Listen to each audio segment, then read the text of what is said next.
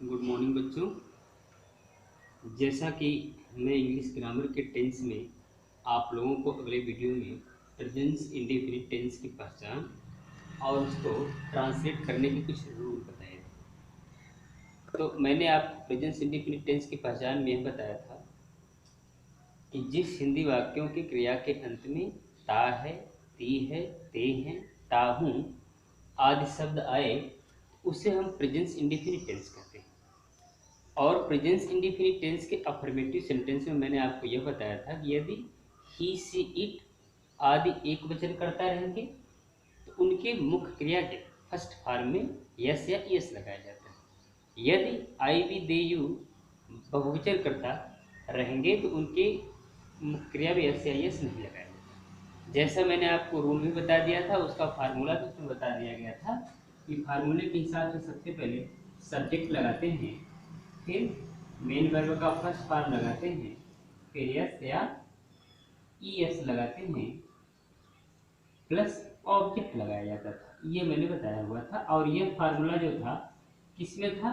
आपके affirmative sentence, जिसको हम बोलते हैं साधारण वाक्य। साधारण वाक्य।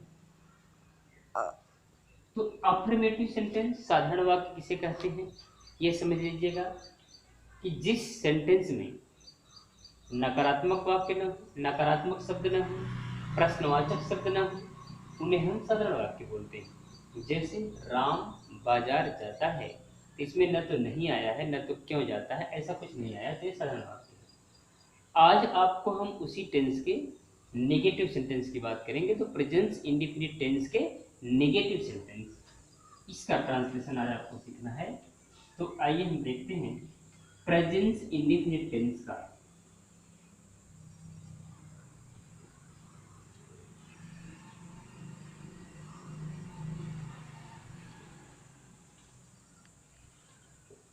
ये रहेगा negative sentence. Negative sentence, negative के हिंदी में बोलते हैं नकारात्मक वाक्य। नेगेटिव माने नकारात्मक, सेंटेंस, सेंटेंस जो है वाक्य को बोलते हैं, इसको हिंदी में कहेंगे नकारात्मक वाक्य। नकारात्मक वाक्य। तो याद रखिएगा, पहचान वही रहेगी कि जिस हिंदी वाक्यों की क्रिया के अंत में ता है, ती है, ते हैं आदि शब्द आए उसे हम प्रेजेंट इंडिफिनिट टेंस कहते हैं। और ता है, ती है, ते हैं आते हुए यदि नकारात्मक बातें हो रही है तो उसको हम नेगेटिव सेंटेंस कहेंगे। इसका रूल क्या है, आइए हम देखते हैं। इसके ट्रांसलेशन के रूल। रूल में आपको पहला पॉइंट ये कहना जाए, मैंने आपको बताया था कि अंग्रेजी में नंबर जो है दो ही होते हैं, सिंगुलर नंबर और प्लूरल नंबर। तो सबसे पहले आइए देखते हैं कि ही माने वह होता है, सी ये स्त्रीलिंग के लिए उपयोग किया जाता है, ही सी इट निजी वस्तुओं के लिए लिखा जाता है। ही सी इट आदि एक वचन कर्ता के साथ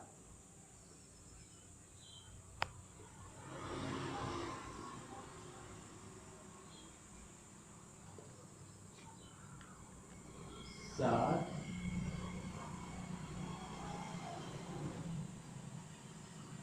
आदि एक वचन कर्ता के साथ सहायक क्रिया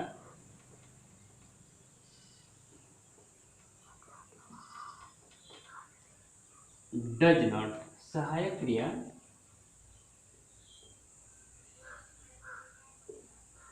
डज नॉट लगाया जाता है।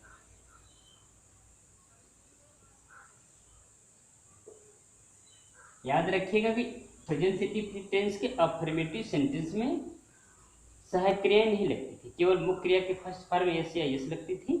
अब नकारात्मक सेंटेंस में सहायक क्रियाओं के साथ साथ नॉट लगेगा, तो ही सी इट आदि एक वचनकर्ता के साथ सहायक क्रिया डज नॉट लगाया जाता है। और इसमें अगर बहुवचन की बातें होंगी तो आप कह सकते हैं कि आई, वी, दे, यू आदि बहुवचनकर्ता के साथ बहुवचनकर्ता के साथ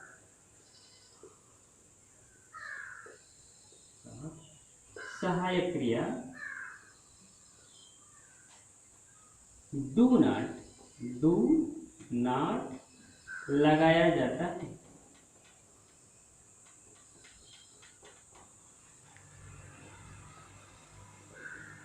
तो याद रखिएगा, जब एक वचन करता रहेगा तो उसके साथ सहायक क्रिया डज नॉट, और बहुवचन करता रहेगा तो डू नॉट। इसका मतलब एक वचन करता रहेगा तो डज मतलब 4 अक्षर वाला, और बहुवचन का करता रहेगा तो डू मतलब 2 अक्षर वाला। ये सहायक क्रिया है। एक वचन कर्ता के साथ सहायक क्रिया डज नॉट, बहुवचन कर्ता के साथ सहायक क्रिया डू नॉट लगाए जाते हैं, और मुख्य क्रिया का फर्स्ट फॉर्म ही यूज किया जाता है इसमें भी। तो आप आज तीसरा लिख लीजिएगा कि मुख्य क्रिया यानी मेन वर्ब के फर्स्ट फॉर्म का प्रयोग किया जाता है।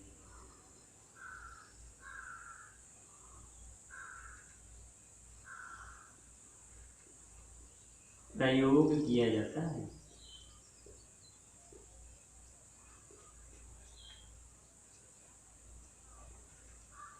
तो इसका फार्मूला कैसे होगा, आइए हम देखते हैं कैसे फार्मूला करेंगे। कि सबसे पहले इसमें रहेगा सब्जेक्ट, फिर हेल्पिंग वर्ब। हेल्पिंग वर्ब मतलब सहायक क्रिया, तो हेल्पिंग वर्ब में क्या रहेगा, डू, डज, इसके बाद प्लस नॉट,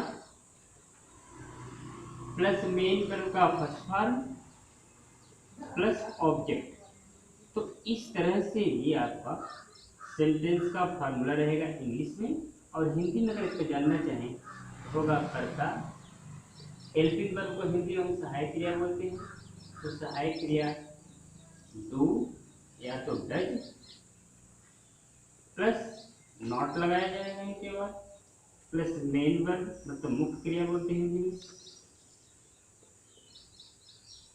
मुख्य क्रिया का फर्स्ट फॉर्म, और ऑब्जेक्ट को हम कहते हैं कर। तो ये इनका फार्मूला याद रखिएगा। अफर्मेटिव में सहायक क्रिया नहीं होती है, लेकिन नेगेटिव में सहायक क्रिया रहेंगी। एक वचन करता उसके साथ डज रहेगा, बहुवचन करता के साथ डू रहेगा। तो आइए हम जानते कैसे। जैसे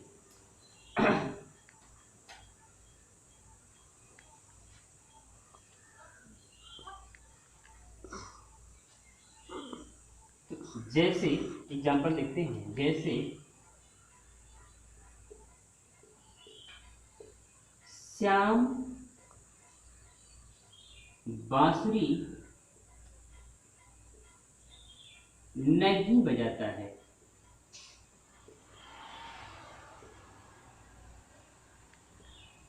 याद रखिएगा नेगेटिव कैसे हुआ, इसमें नहीं शब्द आया, लास्ट में ता है, भी है, ते है भी आया है। इसका मतलब प्रेजेंट इंडेफिनिट टेंस का नेगेटिव सेंटेंस है। तो श्याम बांसुरी नहीं बजाता है। अब याद रखिएगा ट्रांसलेशन कैसे करेंगे। सबसे पहले सब्जेक्ट होता है, और मैंने यह भी बताया था कि सब्जेक्ट अगर एक वचन का हो तो सहायक क्रियाएं डज नॉट, सब्जेक्ट अगर बहुवचन का हो तो सहायक क्रियाएं डू नॉट होती हैं। जैसे लिखा श्याम बांसुरी नहीं बजाता है, तो सबसे पहले सब्जेक्ट लगाएंगे। सब्जेक्ट किसे कहते हैं, मैंने अगले वीडियो में बताया था, फिर बता रहा हूँ कि सब्जेक्ट जिसके द्वारा काम किया जाता है उसे हम सब्जेक्ट कहते हैं। तो बांसुरी किसके द्वारा बजाया जाता है, बांसुरी श्याम बजा रहा है, इसका मतलब श्याम सब्जेक्ट होगा। तो सबसे पहले लिखेंगे श्याम को, तो श्याम ये सब्जेक्ट हो गया। अब हेल्पिंग वर्ब में से डू या डज। अब ये ध्यान देना है कि श्याम एक वचन में बहुवचन में, श्याम अकेला है कि दो श्याम है। तो श्याम बांसुरी नहीं बजाता, इसका मतलब श्याम अकेला दिख रहा है, अकेला इसका मतलब एक वचन, एक वचन के साथ सहायक क्रिया क्या लगती है, डज। तो श्याम डज। अब डज के बाद फिर नॉट आता है, श्याम डज नॉट। अब मेन वर्ब, श्याम का मुख्य काम क्या है, श्याम का मुख्य काम बजाना है, और बजाने को हम क्या बोलते हैं, जनरली बजाने को रिंग कहते हैं, लेकिन यहाँ प्ले होगा। तो Shyam does not play flute, या बजाने को रिंग भी बोलते हैं। श्याम डज नॉट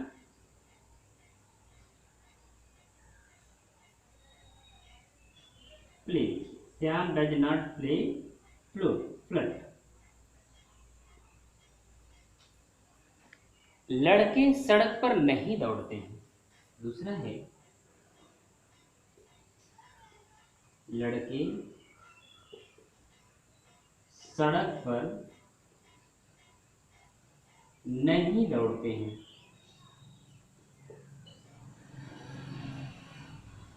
तो लड़के सड़क पर नहीं दौड़ते हैं। अब जरा ध्यान देखिए, सबसे पहले सब्जेक्ट है, कौन दौड़ता नहीं, दौड़ने वाले लड़के हैं, लड़के सब्जेक्ट कहे जाएंगे।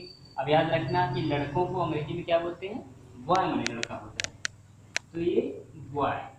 अब ध्यान दीजिए कि लड़के एक है कि बहुत से लड़के हैं, तो लड़के सड़क पर नहीं दौड़ते, इसका मतलब बहुवचन में है, तो बहुवचन में तो लड़कों को यस जोड़ दीजिए। अब सब्जेक्ट हो गया, अब बहुवचन के साथ सहायक क्रिया डू लगती है, मैंने बताया है, तो डू लगा दीजिए। इसके बाद बच रहा नॉट, बॉय डू नॉट। मुख्य क्रिया बच्चों का दौड़ना है, दौड़ने को अंग्रेजी में बोलते हैं, फर्स्ट फॉर्म इसका रन होता है, बॉय डू नॉट रन। अब याद रखिए कहाँ दौड़ते हैं, सड़क, सड़क पर, तो सड़क के ऊपर दौड़ते हैं, जिसको हम ऑन बोलेंगे, boy does not run on the road. तो इस तरह से इसका ट्रांसलेशन होगा। मैं कह दूं कि जैसे मैं आपको बता दिया जाए कि श्यामा कपड़े नहीं सिलती है, यह हो जाए कि श्यामा कपड़े नहीं सिलती है।